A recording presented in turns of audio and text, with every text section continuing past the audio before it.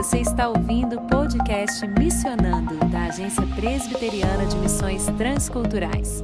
É a APMT aproximando você do universo da missão transcultural.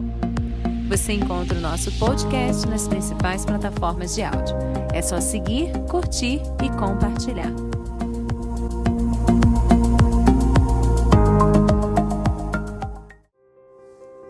Olá, querido ouvinte do podcast Missionando, eu sou Tabata Mori aqui agora com você para um episódio muito especial. Hoje vamos falar da vida de um homem que inspirou e inspira muito a minha vida pessoalmente.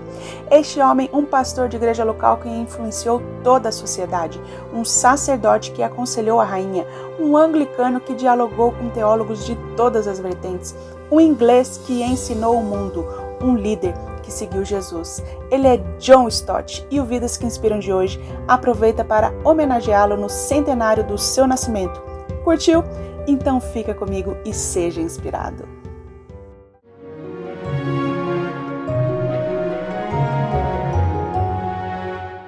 John Robert Wolseley Stott. John R.W. Stott. Nasceu em Londres, Inglaterra, em 27 de abril de 1921.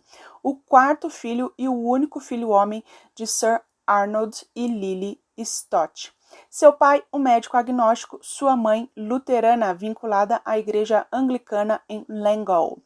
Ela batizou o filho ao nascer na igreja paroquial de Marylebone. Stott fez a sua confirmação, que é a sua profissão de fé, aos 15 anos também na igreja anglicana, mas como ele mesmo relata, sendo um típico adolescente, tinha consciência de duas coisas. Se Deus existisse, ele estava longe de Deus. E segundo, ele havia sido derrotado, pois conhecia bem o tipo de pessoa que queria ser, mas entre o ideal e a realidade havia um grande abismo. Nas palavras dele, o que me trouxe a Cristo foi esse sentimento de derrota e de estranhamento, além da notícia surpreendente de que o Cristo histórico havia se oferecido para atender exatamente as necessidades das quais eu tinha consciência. Ele se converteu 2 anos depois da sua profissão de fé, em 13 de fevereiro de 1938, por influência de John Bridger, um colega da escola, e do evangelista da União das Escrituras para a Evangelização em Escolas Públicas, A.J. Nash, mais conhecido como Bash.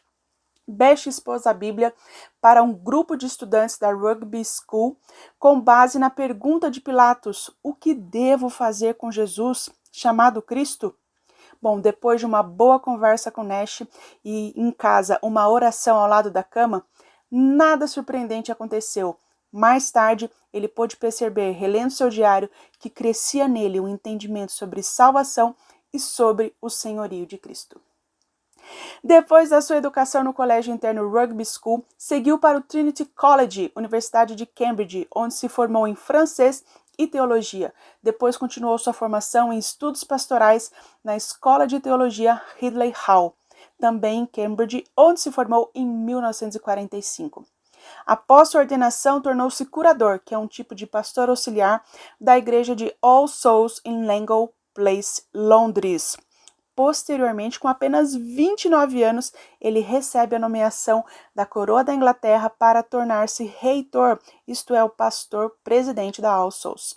Seu primeiro sermão como titular da igreja foi proferido em 18 de junho de 1950, quando ele olhou para 5 ênfases da igreja primitiva: juntos no estudo, juntos na comunhão, juntos na adoração, juntos em oração e juntos na evangelização.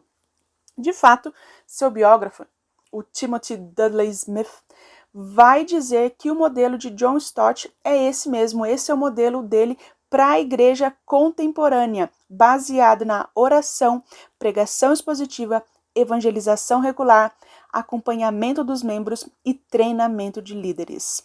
Stott abriu mão de avançar aí na hierarquia da igreja, sendo depois bispo e outras coisas, e permaneceu na All Souls durante todo o seu ministério, sendo 25 anos como pastor titular e depois, em 1975, como pastor emérito, posição que ocupou até a sua morte.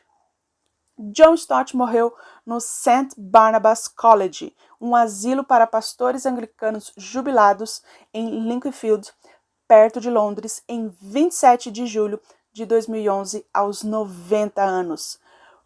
Pouquíssimo depois de escrever o seu último capítulo do seu último livro, O Discípulo Radical, publicado em 2010, que você com certeza precisa ler.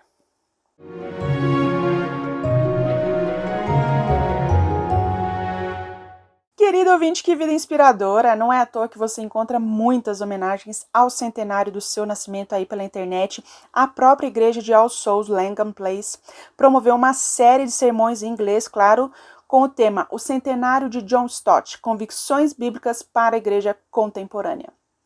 E aqui no Brasil você tem a Editora Ultimato, que já tem um blog aí em português dedicado ao legado de John Stott, mas também em parceria com a Missão Aleph fez uma semana de bate-papo sobre a vida do Stott. Você pode conferir a Semana Stott no YouTube da Ultimato ou da Missão Aleph. E a gente continua por aqui falando sobre essa vida e sendo inspirado por ela a partir de 3 ênfases ministeriais de John Stott: igreja, universidade e a coroa. Stott fez muito pela igreja local, em especial pelos clérigos anglicanos, restaurando o Congresso Nacional de Anglicanos Evangélicos e depois criando a nível mundial a Fraternidade Evangélica da Comunhão Anglicana, a qual serviu como secretário-geral por 20 anos e depois 5 como presidente.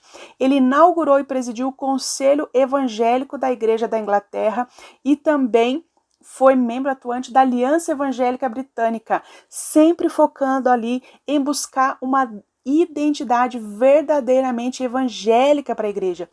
Identidade que fosse bíblica, cristocêntrica, que valoriza o discipulado e a evangelização. Alistair McGrath, um autor bem conhecido, sugeriu que o crescimento do evangelicalismo inglês no pós-guerra pode ser atribuído mais a John Stott do que a qualquer outra pessoa. Stott foi um crítico ferraz do anti-intelectualismo. Crer é também pensar, não sei se você conhece, esse é um outro livro clássico do Stott, e ele buscava sempre incentivar os estudiosos e até chegou a fundar a Fraternidade dos Teólogos Evangélicos da Europa, estudiosos aí de alto padrão acadêmico, comprometido sim com a autoridade das escrituras e a teologia bíblica ortodoxa. Mais tarde, em 1982, ele organiza também o Instituto de Cristianismo Contemporâneo de Londres, que oferece cursos para quem busca a integralidade da vida cristã com todas as demais esferas, sem excluir de nenhuma delas o senhorio de Cristo. Nós vamos falar um pouquinho mais sobre isso. Stott foi um visionário no sentido de perceber que a igreja iria crescer principalmente nos países ditos em desenvolvimento, no hemisfério sul. Então a gente está saindo aqui da Inglaterra, do Reino Unido, da Europa, para pensar aí a influência de Stott na igreja global, e tem sim uma grande influência. Parte importante do seu ministério foi visitar e conhecer a necessidade dessas igrejas do sul global e, em resposta, dar início em 1969 ao Fundo Langell para financiar bolsas de estudo. Eram jovens desses países que iam para a Inglaterra fazer o doutorado, depois voltavam para os seus países, para o seu campus, para atuarem ali como pastores, evangelistas, doutores em teologia. Em 71, ele inaugura um segundo fundo agora de literatura evangélica, que era e ainda é suportado pelos royalties dos seus mais de 50 livros.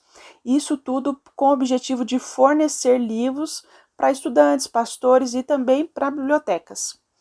Em 2001, esses dois fundos, essas duas iniciativas, se unem na Sociedade Langell, que, além de fornecer a literatura e bolsas de estudo para doutorado, oferece também treinamento em pregação expositiva para os pastores locais em mais de 100 países.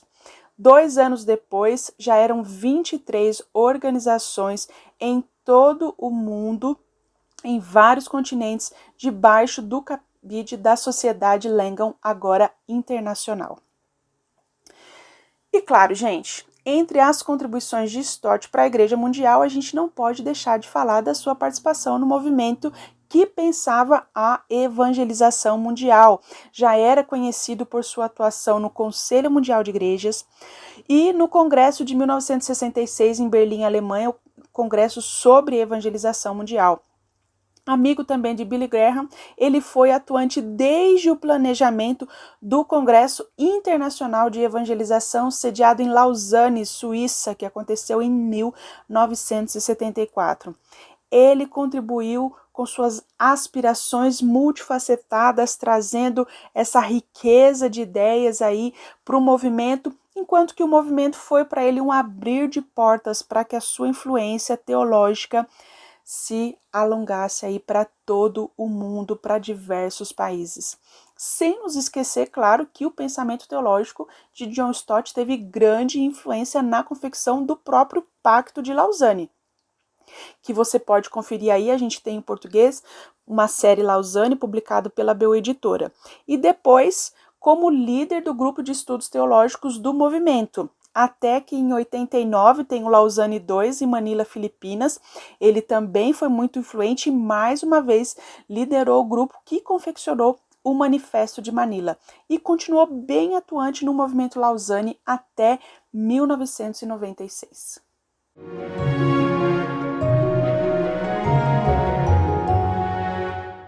Querido ouvinte, é muita energia para se envolver com tanta coisa diferente.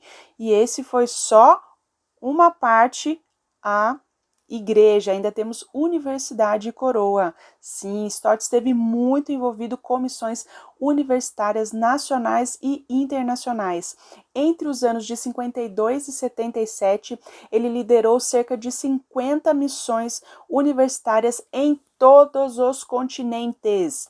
Ele presidiu por quase 20 anos a União das Escrituras Britânicas, aquela missão do evangelista Nash, que foi usado por Deus para sua conversão, uma missão para a evangelização de crianças e jovens em escolas e também que oferecia treinamento para esse grupo etário. Ele passou quase aí o mesmo tempo, também 20 anos, como presidente da Sociedade Cristã de Universidades e Faculdades, um movimento liderado por estudantes que atuam nos campos universitários. Gente, essa organização inglesa foi uma das fundadoras da International Fellowship Evangelical Students, IFES, fundada em 74, ou como é conhecida no Brasil, Aliança Bíblica Universitária.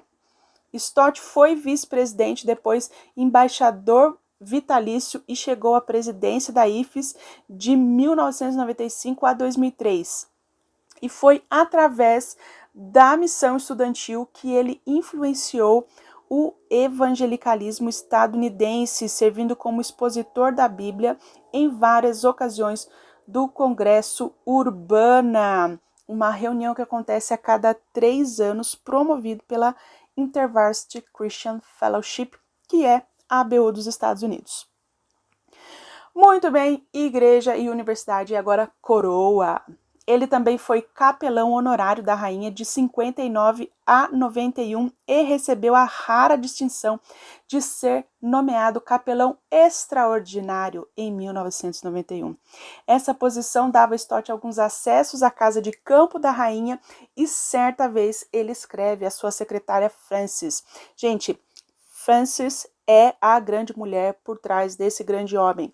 Não, Stott nunca foi casado e entendeu que ser solteiro dava aí as oportunidades para exercer melhor o seu ministério, mas Frances foi mais que uma secretária, foi uma amiga, uma companheira de ministério nessas coisas todas aí que ele fazia, né? Então, ele escreve a Frances falando da surpresa, da informalidade. Quando ele estava ali na casa de campo, ele fala, olha, o Duque de Edimburgo estava ali fazendo um churrasco, a princesa Anne estava ali à mesa, e eu vi até a rainha com um rodo na mão, limpando alguma coisa que tinha derrubado no chão. Muita amizade, né? E em 1983, ele recebeu o Lambeth doutorado em divindade. E aqui é preciso destacar que os graus Lambeth Palace só são oferecidos àqueles que fazem o juramento de fidelidade à rainha. Além disso, ele conquistou alguns doutorados honorários aí de universidades na América, Grã-Bretanha, Canadá. Então, ele tem alguns doutorados, né? Tinha. Em 2005, aos 84 anos, ele ainda foi homenageado pela Rainha Elizabeth com a comanda da Ordem do Império Britânico na lista de honras de Ano Novo da Rainha. E nesse mesmo ano, um pouco antes, em abril, a revista Time havia destacado John Stott entre as 100 pessoas mais influentes do mundo.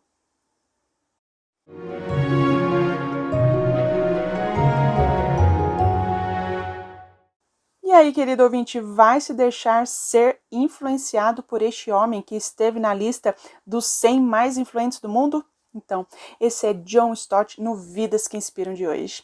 Ele não foi um missionário transcultural assim de carteirinha, mas ele apoiou e fortaleceu a missão em mais de 100 países através da Sociedade Langell International. Stott foi ainda um grande escritor com mais de 50 títulos publicados e traduzidos para diversas línguas. Nós temos muito material em português, publicado principalmente pela editora Ultimato, a AB Editora e algumas outras. Procura que você acha. E eu queria traçar aqui 4 características do Stott que podemos atribuir a ele através das suas publicações. Primeiro, um olhar interessado para a Bíblia. Nas palavras de Billy Graham, não conheço ninguém que tenha sido mais feliz em apresentar a visão bíblica para tantas pessoas do que John Stott. E nós temos várias obras para ilustrar isso. Seu livro mais conhecido, O Cristianismo Básico, de 1958, traduzido para mais de 60 línguas. É uma obra clássica nesse assunto. Você vai ter também Para Entender a Bíblia, de 72, A Cruz de Cristo, de 86, e, claro, essa informação aí perpassa todas as suas obras. René Padilha, um teólogo latino-americano que tinha muito contato com ele, chegou a visitar ele na Inglaterra, né, relata o seguinte: suas exposições e seu testemunho vivido ilustravam bem a afirmação que faria posteriormente em seu comentário sobre as cartas aos Tessalonicenses. Cada ministério autêntico começa com a convicção de termos sido chamados para usar a palavra de Deus como seus guardiões e seus mensageiros. Nossa tarefa é guardá-la, estudá-la, expô-la, aplicá-la e obedecê-la. Esse é John Stott, gente. 2, um olhar sincero para o mundo. E aqui eu destaco uma obra de 1982, Os Cristãos e os Desafios Contemporâneos. Leitura essencial para compreender tanto razões quanto possibilidades de envolvimento dos cristãos com as questões que tomam conta da sociedade e, claro, que estão dentro da igreja. Questões nucleares, pluralismo, direitos humanos, industrialização, sexualidade. E olha só, esse livro foi publicado para coincidir com a inauguração do Instituto de Cristianismo Contemporâneo de Londres. E o livro se tornou um manual para pastores e membros pensantes da igreja. 10 anos depois, a gente vai ter um outro grande livro, Ouça o Espírito, Ouça o Mundo, Como Ser um Cristão Contemporâneo, que contribui com essa ideia de apresentar um evangelho relevante para os nossos dias. Terceiro, um coração comprometido com o próximo. Vários de seus escritos deixam claro o convite do evangelho para o serviço e amor ao próximo e o envolvimento com as dores do mundo, como a gente lê em A Missão Cristã no Mundo Moderno, de 1975. Os cristãos deveriam sentir compaixão e uma dor aguda na consciência quando os seres humanos são, de alguma forma, oprimidos ou negligenciados, seja pela privação de liberdade civil, respeito racial, educação, saúde e emprego ou de alimentação, vestuário e teto adequados. Qualquer coisa que solapa a dignidade humana deve ser uma ofensa para nós. E para você que ainda não conhece nada do Stott, nós temos um podcast aqui, os 5 palavrinhas só, que fala sobre esse livro, A Missão Cristã no Mundo Moderno. Então olha aqui na nossa playlist e já aproveita aí uma resenha em áudio do seu primeiro livro do Stott. Mas eu quero ressaltar que teologia não era o único interesse do Stott. Ele gostava de observar pássaros desde criança. Registra-se que ele viu quase 2.700 espécies das 9.000 espécies de pássaros e publicou um livro, Pássaros, Nossos Mestres, em 2001, que foi ilustrado com suas próprias fotografias. Inclusive foi aí um grande apoiador da organização A Rocha Cristãos pela Conservação, que nasceu em Portugal, mas tem aqui no Brasil também.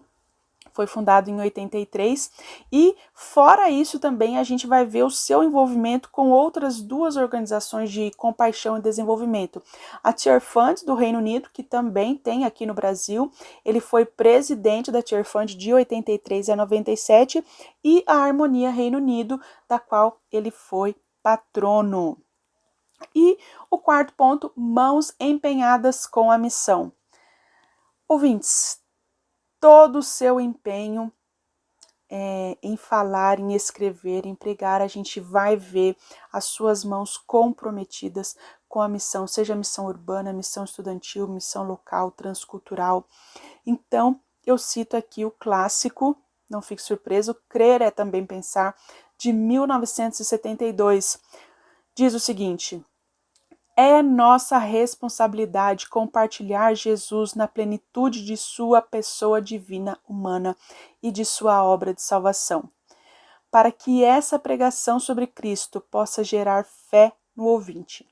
E o tipo de evangelismo que estou defendendo, que proclama Cristo em sua plenitude, é relevante para todos os tipos de pessoas, crianças e adultos, cultos e incultos, aborígenes australianos e intelectuais ocidentais. Pois a apresentação desse evangélico não é acadêmica, é racional. Então, queridos ouvintes, 4 características aí da vida e obra literária de Stott: o olhar interessado para a Bíblia, um sincero olhar para o mundo, um coração comprometido com o próximo e mãos empenhadas com a missão.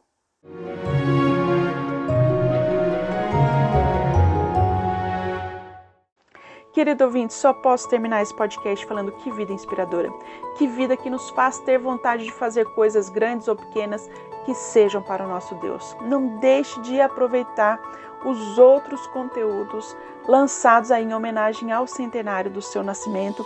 Ouça os sermãos da Igreja aos Souls, ouça ali os bate-papos no YouTube da Ultimato da Missão Aleph. Claro, gente, não poderia ser diferente. Eu tenho um desafio para vocês. Quando o Stott foi entrevistado por Carl Feiss, ele disse que o maior arrependimento do Stott, é que ele não estudou o suficiente, porque há problemas na igreja hoje que são tão profundos que nós temos que estudar mais. E além disso, ler mais para saber como o evangelho pode se relacionar com pessoas que pensam em determinada forma, que vivem em determinado tipo de cultura. Se o John Stott chegou à conclusão de que ele tinha que ter estudado mais, eu e você temos que chegar no mínimo à mesma conclusão. Agora, aqui e agora, precisamos estudar mais. Então, querido ouvinte, eu desafio você a ler um livro, a ouvir um livro, audiobook, a ler um e-book, a comprar um livro, como você quiser. Leia um livro do John Stott, ele tem 50 títulos publicados, muitos deles em português, na Ultimato, na BU, outras editoras. Tem livro para tudo quanto é tipo de gosto, de tudo quanto é tamanho. Leia um, esse é o meu desafio para você. Gostou do desafio? Então pesquisa agora mesmo e já leia a sua primeira página para que você possa ser ainda mais inspirado por John Stott. Querido ouvinte, eu sou Tabata Mori e fico aqui agora com você. O Vidas que Inspiram de hoje contou com informações de allsouls.org, ceec.info, eauk.org, efacglobal.com, evangelicalnow, e-n.org.uk, langan.org, lausanne.org, licc.org.uk, theguardian.com, ultimato.com.br, us.langan.org.